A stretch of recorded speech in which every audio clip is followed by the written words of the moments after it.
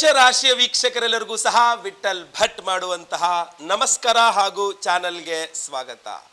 ವೀಕ್ಷಕರೇ, ನಾನಿವತ್ತಿನ ದಿವಸ ಉತ್ತರ ಕನ್ನಡ ಜಿಲ್ಲೆಯ ಹೊನ್ನಾವರ ತಾಲೂಕಿನಲ್ಲಿರ್ತಕ್ಕಂತಹ ಧರ್ಮಶಾಲೆ ಅನ್ನುವಂತಹ ವಿಶೇಷವಾದಂತಹ ಸುಬ್ರಹ್ಮಣ್ಯೇಶ್ವರನ ಸನ್ನಿಧಾನದಲ್ಲಿದ್ದೇನೆ.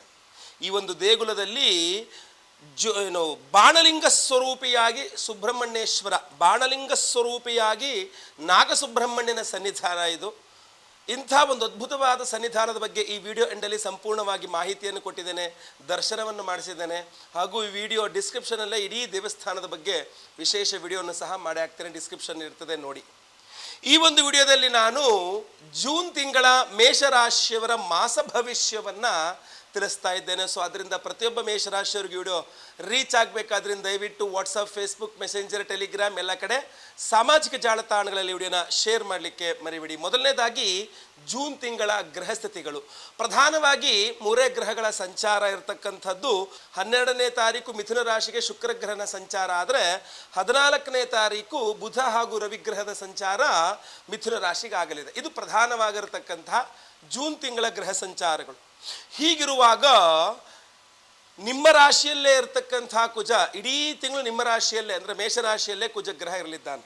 ಹೀಗಿರಬೇಕಾದ್ರೆ ಯಾವ ರೀತಿಯಲ್ಲಿ ಇರಬಹುದು ಅಂತಂದರೆ, ಮೊಟ್ಟ ಮೊದಲನೇದಾಗಿ ನಿಮ್ಮ ಆರೋಗ್ಯ ವೃದ್ಧಿ ಆಗ್ತದೆ, ಸದೃಢವಾದಂತಹ ಶಕ್ತಿ ಬರ್ತದೆ, ಚೈತನ್ಯ ಶಕ್ತಿ ತುಂಬ ಚೆನ್ನಾಗಿರ್ತದೆ, ಸುಸ್ತು ಅವೆಲ್ಲ ಹೋಗ್ಬಿಡುತ್ತೆ, ತುಂಬ ಒಳ್ಳೆ ಪವರ್ ಶಕ್ತಿ ತುಂಬ ಚೆನ್ನಾಗಿರುತ್ತೆ, ಶಾರೀರಿಕ ಶಕ್ತಿ ತುಂಬ ಚೆನ್ನಾಗಿರುತ್ತೆ. But BP blood pressure related ಪ್ರಾಬ್ಲಮ್ಸ್ಗಳ ಬಗ್ಗೆ ಸ್ವಲ್ಪ ಗಮನ ಹರಿಸ್ಬೇಕಾಗತ್ತೆ ನೀವು. ಅಷ್ಟೇ ಅಲ್ಲದೆ ಸಿಟ್ಟು ಜಾಸ್ತಿ ಆಗಿಬಿಡುತ್ತೆ, ಹಠದ ಸ್ವಭಾವ ಜಾಸ್ತಿ ಆಗಿಬಿಡುತ್ತೆ. ಇದರಿಂದಾಗಿ ಸಮಾಜದಲ್ಲಿ ನೀವು ನಿಮ್ಗೆ ತುಂಬ ಹಠ ಜಾಸ್ತಿ, ನೀವು ತುಂಬ ನೀವು ಹೇಳ್ದಂಗೆ ಮಾಡಬೇಕು, ನಿಮ್ಗೆ ತುಂಬ ಸಿಟ್ಟು ಜಾಸ್ತಿ ಅನ್ನುವ ಒಂದು ಪಟ್ಟ ನಿಮಗೆ ಕಟ್ಟುವ ಸಾಧ್ಯತೆಗಳಿರ್ತದೆ.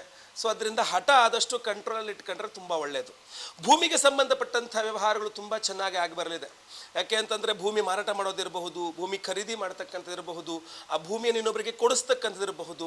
ಯಾವುದೇ ಭೂಮಿ ಸಂಬಂಧಪಟ್ಟಂಥ ವ್ಯವಹಾರಗಳೆಲ್ಲ ತುಂಬ ಸುಲಭವಾಗಿ ಅತ್ಯಂತ ತುಂಬ ಚೆನ್ನಾಗಿ ಆಗುವಂಥ ಸಾಧ್ಯತೆಗಳು ತುಂಬ ಚೆನ್ನಾಗಿದೆ, ಆಯಿತಾ. ಇನ್ನು ಉದ್ಯೋಗದ ವಿಚಾರಕ್ಕೆ ಬಂದರೆ, ನಿಮಗೆ ರವಿಗ್ರಹದ ಸಂಚಾರ ದ್ವಿತೀಯದಿಂದ ತೃತೀಯಕ್ಕೆ ಹೋಗ್ತಾ ಇರೋದು ಹಾಗೂ ಶುಕ್ರನ ಯುತಿ ಇರ್ತಕ್ಕಂಥದ್ದಾದ್ದರಿಂದ ಜಾಬ್, ಕೆಲಸ ಇಲ್ಲದೆ ಇರ್ತಕ್ಕಂಥವ್ರಿಗೆ ಕೆಲಸ ಸಿಗ್ತಕ್ಕಂಥ ವಿಚಾರಗಳಲ್ಲಿ ಸ್ವಲ್ಪ ಓಡಾಟ ಮಾಡಬೇಕಾಗತ್ತೆ. ಎಷ್ಟು ಬರೀ ಮೇಲ್ ಹಾಕ್ಬಿಟ್ಟು ಮನೇಲಿ ಕೂತ್ಕೊಂಡ್ರೆ ನಿಮಗೆ ಕೆಲಸ ಸಿಗಲ್ಲ. ಸ್ವಲ್ಪ ಹೋಗಿ ಭೇಟಿ ಮಾಡ್ಕೊಂಡು ಬಂದು ಓಡಾಡ್ಕೊಂಡಿದ್ರೆ ನಿರ್ವಿಘ್ನವಾಗಿ ಈ ನಿರುದ್ಯೋಗಿಗಳಿಗೆ ಉದ್ಯೋಗ ಸಿಗ್ತದೆ. ಇನ್ನು ಆಲ್ರೆಡಿ ಉದ್ಯೋಗದಲ್ಲಿ ಇರ್ತಕ್ಕಂಥವರು ಸ್ವಲ್ಪ ಈ ಸ್ಯಾಲ್ರಿ ಹೈಕು ಅಥವಾ ಪ್ರಮೋಷನ್ನು ಅಥವಾ ಟ್ರಾನ್ಸ್ಫರು ಈ ವಿಚಾರವಾಗಿ ಸ್ವಲ್ಪ ಜಾಸ್ತಿ ಓಡಾಡಿದ್ರೆ ಕೆಲಸ ಆಗ್ತಕ್ಕಂಥದ್ದು ಕಂಡು ಬರ್ತಾ ಇದೆ.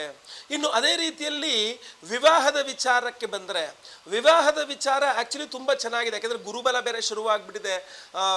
ತುಂಬ ಅನುಕೂಲವಾಗಿ ವಿವಾಹದ ವಿಚಾರಗಳು ನಿಮಗೆ ಮುಂದುವರ್ಕೊಂಡು ಹೋಗ್ಬೇಕಾದ್ರೆ ನಿಮ್ಮಲ್ಲಿರುವ ಹಠದ ಸ್ವಭಾವ ಸ್ವಲ್ಪ ಸಮಸ್ಯೆ ಕೊಡಬಹುದು ಅಂತ.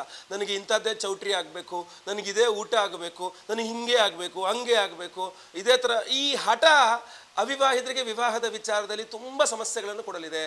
ಮದುವೆ ಆಗಿರತಕ್ಕಂಥವರಿಗೆ, ದಂಪತಿಗಳಲ್ಲಿ ಕೂಡ ಅಷ್ಟೇ, ನಿಮ್ಮ ಹಠದ ಸ್ವಭಾವ ದಾಂಪತ್ಯ ಕಲಹಗಳನ್ನು, ಗಂಡ ಹೆಂಡತಿ ಜಗಳವನ್ನು ಹುಟ್ಟು ಹಾಕಲಿದೆ ಅಂತ ಕಂಡು ಬರ್ತಾ ಇದೆ.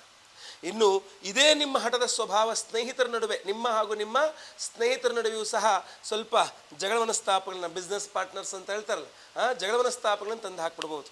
ಆದರೆ ಸ್ವಲ್ಪ ಕಷ್ಟಪಡ್ತೀರಾ ಅಂತ ಕಂಡು ಬರ್ತಾ ಇದೆ. ಕಷ್ಟಪಟ್ಟು ಓಡಾಡ್ಕೊಂಡು ಈ ತಿಂಗಳಲ್ಲೆಲ್ಲ ಕೆಲಸ ಕಾರ್ಯಗಳನ್ನು ಮಾಡ್ಕೊಂಡು ಬರ್ತೀರಾ. ರೈತರಿಗೆ ತುಂಬ ಚೆನ್ನಾಗಿದೆ, ರೈತರಿಗೆ ತುಂಬ ಚೆನ್ನಾಗಿದೆ.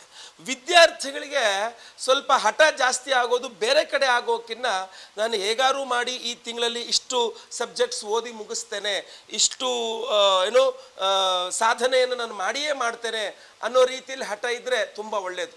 ಅದನ್ನು ಹೊರತುಪಡಿಸಿ ಬೇರೆ ಕಡೆ ಹಠ ಹೋಗ್ಬಿಟ್ರೆ ವಿದ್ಯಾರ್ಥಿಗಳಿಗೆ ಕಷ್ಟ ಆಗುತ್ತೆ, ನೆನಪಿಟ್ಟುಕೊಳ್ಳಿ.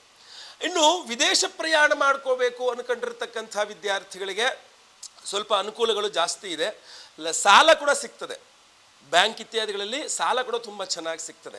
ಇನ್ನು ಸಾಲಗಳ ವಿಚಾರ ಹೇಗಿದ್ದರೂ ಮಾತಾಡ್ತಾ ಇದ್ದೇನೆ, ಅದರಿಂದಾಗಿ ಸಾಲಗಳಿಗೋಸ್ಕರ ಸ್ವಲ್ಪ ಓಡಾಡ್ತೀವಿ. ಒಂದೇ ನಿಮಗೋಸ್ಕರ ಸಾಲ ಕೊಡಾಡ್ತೀರಾ, ಇಲ್ಲ ನಿಮ್ಮ ಬ್ರದರ್ಸಿಗೆ ಸಾಲ ಕೊಡಿಸ್ಲಿಕ್ಕಾದರೂ ಓಡಾಡ್ತೀರಾ ನೀವು ಜಾಸ್ತಿ ಈ ತಿಂಗಳಲ್ಲಿ ಅಂತ ಕಂಡು ಬರ್ತಾ ಇದೆ. ಬಟ್ ಸಾಲಗಳಿಗೋಸ್ಕರ ಪ್ರಯತ್ನಗಳು ನಡೆಯುತ್ತೆ. ಇನ್ನು ಸಾಲಗಳು ತೀರಿಸುವಂಥ ವಿಚಾರಕ್ಕೆ ತುಂಬ ಚೆನ್ನಾಗಿ ಅವಕಾಶಗಳು ಸಿಗುತ್ತೆ. ಅಥವಾ ನಿಮಗೆ ಯಾರು ವಾಪಸ್ ಮಾಡಬೇಕು ಅಂದರೆ ನೀವು ಕೇಳಿದ್ರೆ ಅವ್ರು ದುಡ್ಡು ವಾಪಸ್ ಕೊಡ್ತಾರೆ, ಅಥವಾ ನೀವು ಯಾರಾದರೂ ಸಾಲ ವಾಪಸ್ ತೀರಿಸಬೇಕು ಅಂದರೆ ಸ್ವಲ್ಪ ಪ್ರಯತ್ನ ಮಾಡಿದ್ರೂ ಸಾಕು, ಸಾಲಗಳು ತುಂಬ ಚೆನ್ನಾಗಿ ಮರುಪಾವತಿ ಮಾಡುವಂಥ ಯೋಗ ಫಲಗಳು ತುಂಬ ಚೆನ್ನಾಗಿದೆ.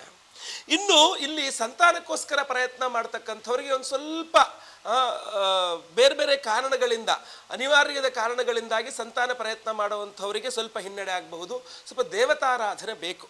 ಏನಾಗ್ಬಿಡುತ್ತೆ, ಈ ಕಾಳಸರ್ಪ ಯೋಗ ದೋಷ ಅನ್ನತಕ್ಕಂಥದ್ದು ಹಲವರಿಗೆ ಹಲವಾರು ರೀತಿಯಲ್ಲಿ ಸಮಸ್ಯೆಗಳನ್ನು ಕೊಡ್ತಾ ಇರತಕ್ಕಂಥ ವಿಚಾರ ಗೊತ್ತೇ ಇರತಕ್ಕಂಥದ್ದು. ನಿಮಗೆ ಹಿಂದೆಯೂ ಸಹ ಹೇಳಿದ್ದೇನೆ, ಈ ಕಾಳಸರ್ಪ ಯೋಗ ದೋಷದಿಂದಾಗಿ ವಿವಾಹ, ಉದ್ಯೋಗ, ಸಂತಾನ, ದಾಂಪತ್ಯ, ಆರೋಗ್ಯ ಎಲ್ಲ ಕಡೆ ಸಮಸ್ಯೆಗಳನ್ನು ಎದುರಿಸ್ತಾ ಇರ್ತೀರ. ಆದ್ದರಿಂದ ನಾವು ವಿಶೇಷವಾಗಿ ಮೇ 23ನೇ ತಾರೀಕು ಗುರುವಾರ ಹುಣ್ಣಿಮೆಯ ದಿವಸ ಮಹಾಕಾಳಸರ್ಪ ಯೋಗ ದೋಷ ಪರಿಹಾರ ಶಾಂತಿ ಹೋಮವನ್ನು ಮಾಡ್ತಾ ಇದ್ದೇವೆ. ಸಂಕಲ್ಪ ಸೇವೆಗೆ ಹೆಸರು ಕೊಟ್ಟುಕೊಂಡ್ರೆ ನಿಮ್ಮ ಹೆಸರು, ಗೋತ್ರ ಗೊತ್ತಿದ್ರೆ ಗೋತ್ರ, ನಕ್ಷತ್ರ ಗೊತ್ತಿದ್ರೆ ನಕ್ಷತ್ರ, ನಿಮ್ಮ ರಾಶಿ, ಮೇಷರಾಶಿ ನಿಮ್ಮ ರಾಶಿ, ನಿಮ್ಮ ವಿಳಾಸಲನ್ನು ಸ್ಕ್ರೀನ್ ಮೇಲೆ ಇರ್ತಕ್ಕಂಥ ನಂಬರ್ಗೆ ವಾಟ್ಸಪ್ ಮಾಡಿಕೊಂಡ್ರೆ ಅವತ್ತಿನ ದಿವಸ ಲೈವಲ್ಲಿ ನಿಮ್ಮ ಹೆಸರು ಸಂಕಲ್ಪ ಆಗುತ್ತೆ. ಎಲ್ಲ ಹೋಮ ಲೈವ್ ನೋಡ್ತೀರಾ. ಹಾಗೂ ಪ್ರಸಾದ ಸ್ವರೂಪ ನಾಗಿನ್ 2 ನಾಗಬಿಂಬಗಳನ್ನು ಕಳಿಸ್ಕೊಡ್ತೇವೆ. ಸ್ವಾಮಿಯ ಸನ್ನಿಧಾನದಲ್ಲಿಟ್ಟು ಎನರ್ಜೈಸ್ ಮಾಡ್ಕೊಂಡು ತೊಗೊಂಬಂದಿರುವಂತಹ ನಾಗಿನ್ನ ಮತ್ತೆ ಪುನಃ ನಮ್ಮ ಯಾಗಶಾಲೆಯಲ್ಲಿ ಇಟ್ಟು ಅಲ್ಲಿಯೂ ಸಹ ಎನರ್ಜೈಸ್ ಮಾಡಿ ನಿಮಗೆ ತಂದು ಕೊಡ್ತೇವೆ. ಈ ಕಾಳಸರ್ಪ ಯೋಗ ದೋಷ ಪರಿಹಾರ ಶಾಂತಿಯಲ್ಲಿ ಎನರ್ಜೈಸ್ ಮಾಡಿ ನಿಮಗೆ ಕೊಡ್ತೇವೆ. ನಿಮಗೆ ಅದು ಸಿಕ್ಕಿದ ನಂತರ ಆ ನಾಗಿನ ಬಿಂಬಗಳನ್ನು ಕೈಯಲ್ಲಿ ಇಟ್ಕೊಂಡು ಒಂದೊಂದು ರೂಪಾಯಿಂದ ಒಂದು 6 ಕಾಯಿನ್ ಇಟ್ಕೊಂಡು ಅದನ್ನು ಹೀಗೆ ನಿಮ್ಮ ತಲೆಗೆ ಒಂದು 6 ಬಾರಿ ನಿವಾಳಿಸ್ಬಿಟ್ಟು ನಿಮ್ಮ ಮನೆ ಹತ್ತಿರದಿರುವ ಯಾವುದಾದ್ರೂ ದೇವಸ್ಥಾನದ ಹುಂಡಿಯಲ್ಲಿ ಅದನ್ನು ಹಾಕ್ಬಿಟ್ರೆ ಸಾಕು. ಇನ್ನು ಒಂದು ವಿಶೇಷವಾದ ಕಂಕಣ ದಾರ, ಸೌಭಾಗ್ಯಲಕ್ಷ್ಮಿ ಹೋಮವನ್ನು ಮಾಡಿ ಒಂದು ಕಂಕಣ ದಾರವನ್ನು ಕೊಡ್ತೇವೆ. ಆ ಕಂಕಣ ದಾರವನ್ನು ಸಹ ಸ್ವಾಮಿಯ ಸನ್ನಿಧಾನದಲ್ಲಿಟ್ಟು ಪ್ರಾರ್ಥನೆ ಮಾಡ್ಕೊಂಡಿದ್ದೇನೆ. ಅದೇ ರೀತಿಯಲ್ಲಿ ನಿಮಗೆ ತಂದು ಕೊಡ್ತಕ್ಕಂತಹ ಸೌಭಾಗ್ಯಲಕ್ಷ್ಮಿ ಹೋಮದಲ್ಲಿಟ್ಟು ಎನರ್ಜೈಸ್ ಮಾಡಿ ನಿಮಗೆ ಕೊಡ್ತೇವೆ. ಅದನ್ನು ನಿಮ್ಮ ಬಲಗೈ ಕಟ್ಕೊಳ್ಳಿ. ನಾಗಾರಾಧನೆ ಮಾಡಿದ್ದೇವೆ, ಆಶ್ಲೇಷ ಬಲಿ ಎಲ್ಲ ಮಾಡಿದ್ದೇವೆ. ಅರ್ಶನ ಪ್ರಸಾದವನ್ನು, ಎಲ್ಲ ಹೋಮಗಳ ಭಸ್ಮವನ್ನು, ಯಾಕೆಂದರೆ ಸಂತಾನ ಗೋಪಾಲ ಹೋಮ, ಕಾಳಸರ್ಪ ಯೋಗ ದೋಷ ಪರಿಹಾರ ಶಾಂತಿ ಹೋಮ, ಗುರು ಶಾಂತಿ ಶನಿ ಶಾಂತಿ ಸಹಿತ ಮಹಾನವಗ್ರಹ ಶಾಂತಿ ಹೋಮಗಳು ಎಲ್ಲದೂ ಆಗಲಿದೆ. ಅದರಿಂದ ಆ ಹೋಮಗಳ ಭಸ್ಮವನ್ನು ಡೈಲಿ ಹಣೆಗಿಟ್ಕೊಳ್ಳಿ, ತುಂಬ ಅನುಕೂಲವಾಗಲಿದೆ. ಇನ್ನು ಪ್ರತಿಯೊಬ್ಬರು ಈ ವಿಡಿಯೋ ನೋಡ್ತಾ ಇರತಕ್ಕಂಥವರು ಶ್ರೀ ಸುಬ್ರಹ್ಮಣ್ಯಾಯ ನಮಃ ಅಂತ ಒಂದು 6 ಬಾರಿ ಕಮೆಂಟ್ ಮಾಡಿ, ಕಾಪಿ ಪೇಸ್ಟ್ ಮಾಡಬೇಡಿ, ಕಮೆಂಟ್ ಮಾಡಿ, ಟೈಪ್ ಮಾಡಿ, ಶ್ರೀ ಸುಬ್ರಹ್ಮಣ್ಯಾಯ ನಮಃ ಅಂತ ಕಮೆಂಟ್ ಮಾಡಿ. ಈ ವಿಡಿಯೋ ಎಂಡಲ್ಲಿ ನಾನೊಂದು ವಿಶೇಷವಾದಂಥ ಮಂತ್ರವನ್ನು ಇವಾಗ ಹೇಳಲಿದ್ದೇನೆ. ಆ ಮಂತ್ರವನ್ನು ಡೈಲಿ ಒಂದು 6 ಬಾರಿ ಅದನ್ನು ರಿಪೀಟೆಡ್ ಆಗಿ ಕೇಳಿಸ್ಕೊಳ್ತಾ ಇರಿ. ನಿಮ್ಮ ಸರ್ಪದೋಷಗಳೆಲ್ಲ ಪರಿಹಾರವಾಗಿ, ಸುಬ್ರಹ್ಮಣ್ಯ ಅನುಗ್ರಹವಾಗಿ ನೀವು ಅಂದ್ಕೊಂಡಿದ್ದೆಲ್ಲ ನೆರವೇರಲಿ. ಒಳ್ಳೆಯದಾಗಲಿ. ಮಾಸ ಭವಿಷ್ಯ ವಿಡಿಯೋ ಇಷ್ಟ ಆದರೆ ದಯವಿಟ್ಟು ಲೈಕ್ ಮಾಡ್ಲಿಕ್ಕೆ ಮರಿಬೇಡಿ. ವಾಟ್ಸಪ್, ಫೇಸ್ಬುಕ್, ಮೆಸೆಂಜರ್ ಎಲ್ಲ ಕಡೆ ಸಾಮಾಜಿಕ ಜಾಲತಾಣಗಳಲ್ಲಿ ವಿಡಿಯೋನ ಶೇರ್ ಮಾಡ್ಲಿಕ್ಕೆ ಮರಿಬೇಡಿ. ಇನ್ನು ಮುಂದಿನ ವಿಡಿಯೋಗಳು ನಿಮಗೆ ಸಿಗ್ತಾ ಇರಬೇಕಾದ್ರಿಂದ ಸಬ್ಸ್ಕ್ರೈಬ್ ಮಾಡ್ಕೊಳ್ಳೋಕೆ ಮರಿಬೇಡಿ. ಎಲ್ಲರಿಗೂ ಸಹ ಒಳ್ಳೆಯದಾಗಲಿ. ಮುಂದಿನದಲ್ಲಿ ಮತ್ತೆ ಪುನಃ ಸಿಗ್ತೇನೆ. ಲೋಕಾ ಸಮಸ್ತ ಸುಖಿನೋ ಭವಂತು. ನಾರಾಯಣ ನಾರಾಯಣ ನಾರಾಯಣ. ಓಂ ನಮೋ ಅಸ್ತು ಸರ್ಪೇಭ್ಯೋ ಏಕೆ ಚ ಪೃಥಿವೀ ಮನೋ ಯೇ ಅಂತರಿಕ್ಷೇ ಯೇ ದಿವಿತೇಭ್ಯಃ ಸರ್ಪೇಭ್ಯೋ ನಮಃ. ಓಂ ಯೇ ದೋರೋಚನೆ ದಿವೋ ಯೇ ವಾ ಸೂರ್ಯಸ್ಯ ರಶ್ಮಿಷು ಯೇಷಾಂ ಅಪ್ಸು ಸದಃ ಕೃತಂ ತೇಭ್ಯಃ ಸರ್ಪೇಭ್ಯೋ ನಮಃ.